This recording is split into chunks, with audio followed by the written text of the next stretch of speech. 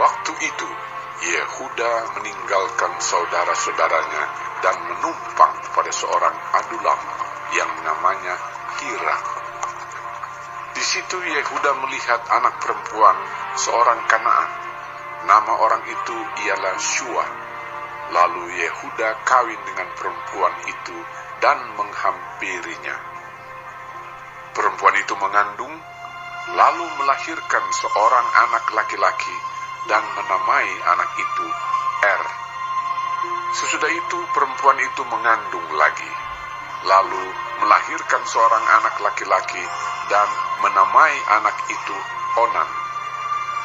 Kemudian perempuan itu melahirkan seorang anak laki-laki sekali lagi dan menamai anak itu Shelah. Yehuda sedang berada di Kezib ketika anak itu dilahirkan. Sesudah itu Yehuda mengambil bagi Er, anak sulungnya, seorang istri yang bernama Tamar. Tetapi Er, anak sulung Yehuda itu adalah jahat di mata Tuhan, maka Tuhan membunuh dia. Lalu berkatalah Yehuda kepada Onan, "Hampirilah istri kakakmu itu, kawinlah dengan dia sebagai ganti kakakmu, dan bangkitkanlah keturunan bagi kakakmu." Tetapi Onan tahu bahwa bukan ia yang empunya keturunannya nanti. Sebab itu setiap kali ia menghampiri istri kakaknya itu, ia membiarkan maninya terbuang, supaya ia jangan memberi keturunan kepada kakaknya. Tetapi yang dilakukannya itu adalah jahat di mata Tuhan, maka Tuhan membunuh dia juga.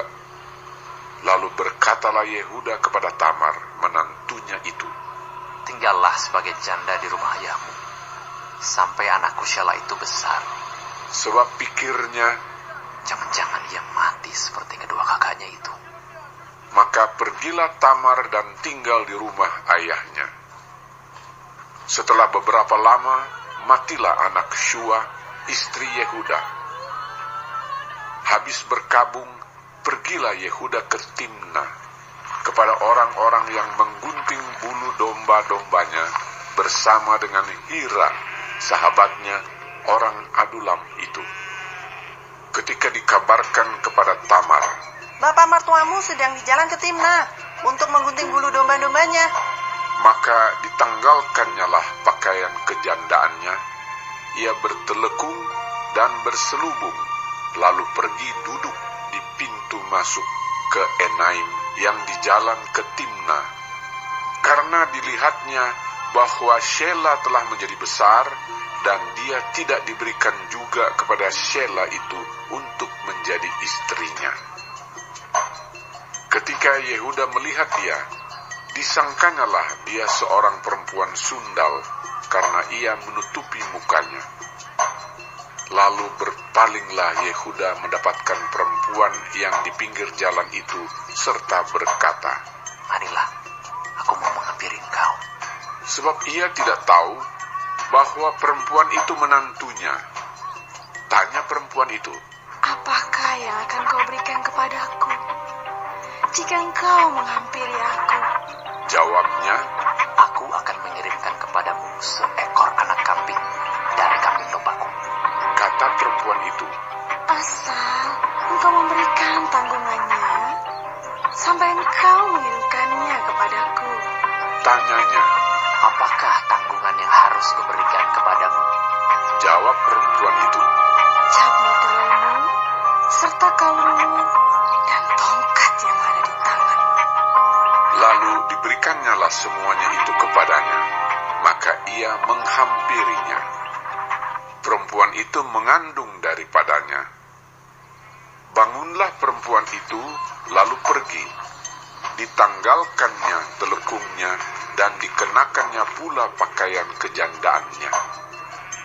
Adapun Yehuda, ia mengirimkan anak kambing itu dengan perantaraan sahabatnya, orang Adulam itu, untuk mengambil kembali tanggungannya dari tangan perempuan itu, tetapi perempuan itu tidak dijumpainya lagi. Ia bertanya-tanya di tempat tinggal perempuan itu, "Di manakah perempuan jalan yang duduk tadinya di pinggir di sini perempuan jalan? Kembalilah ia kepada Yehuda dan berkata, Tidak ada kujumpai dia. Dan juga orang-orang di tempat itu berkata, tidak ada perempuan jalan di sini. Lalu berkatalah Yehuda, Biarlah barang-barang itu dipegangnya, supaya kita jangan menjadi buah olok-olok orang. Sungguhlah anak kambing itu telah kukirimkan, tetapi engkau tidak menjumpai perempuan itu. Sesudah kira-kira 3 bulan dikabarkanlah kepada Yehuda, Tamar menantumu bersundal, bahkan telah mengandung dari persundalannya itu. Lalu kata Yehuda, Bawalah perempuan itu, supaya dibakar. waktu dibawa, perempuan itu menyuruh orang kepada mertuanya mengatakan, Dari laki-laki yang mempunyai barang-barang inilah aku mengandung. juga dikatakannya, Periksalah, siapa yang mempunyai capat terai serta kalung dan tongkat ini?